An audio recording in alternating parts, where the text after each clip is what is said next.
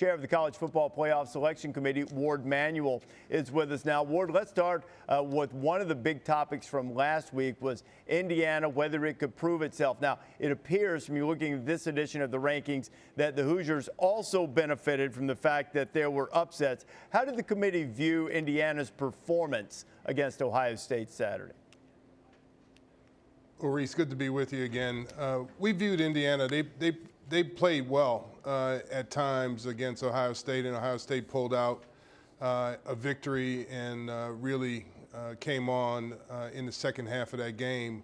But we were impressed with some of the things that Indiana did. And they dropped 5, but we still felt that their body of work was strong enough to remain in the top 10. Ward, Heather Dinich made a great point a moment ago, that just a reminder to everyone that the 5 highest ranked conference champions doesn't mean that any conference is guaranteed, including any of the Power 4.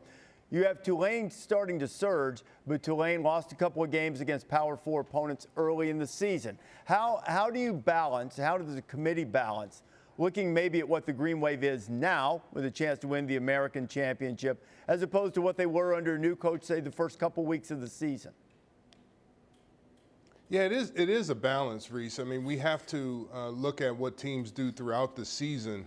And obviously, as we watch film, as we take a look at what teams are doing against the opponents that they have to face, we see a Tulane team that is really playing great football right now. And they had a really dominant win this past weekend or the weekend before.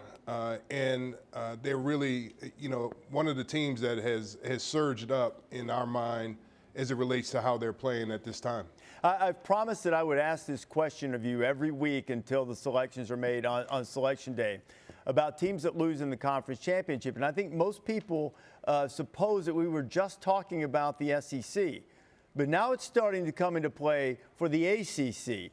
How will the committee evaluate a team that maybe is close to the bottom of the rankings, like SMU right now, bottom meaning in terms of making the field, if it doesn't win its conference championship game? Well, Rece, I won't project what the committee will do, but what I'll say is that we have high regard, as I've said in the past, for the teams that make the championship. That's a big deal to make the conference championship. And so we're going to watch those games and make sure as we watch them that we look at everything that's going on in those games, everything that they've done throughout the season as we look at where to rank them in the final week. What would be the appetite in your judgment? Let's say that you come down to those final spots, or even as you rank the teams right now for those spots that would hover right around the cut line. What's the appetite for ranking a team with more losses ahead of a team with fewer losses? Say a 3-loss team ranked ahead of a 2-loss team, a 2-loss team bumping a 1-loss team out of the field if they weren't at large. Well, I think the appetite is there to rank the teams as we see them. And if a team with one more loss than a team in front of them and we feel like they should be ahead of them, then we've shown that we will do that. In the past 10 years in the history of the CFP, there has been 22 teams that have been ranked in the top 12 with 3 losses. And so the committee's never been afraid to rank teams with multiple losses within the top 12 if we see them that way. Ward, appreciate your time, my friend. Look forward to talking to you next week. And then after that, we'll be off to Selection Day. Best of luck. Thanks a lot for being with us. Thanks, Rece. Happy Thanksgiving.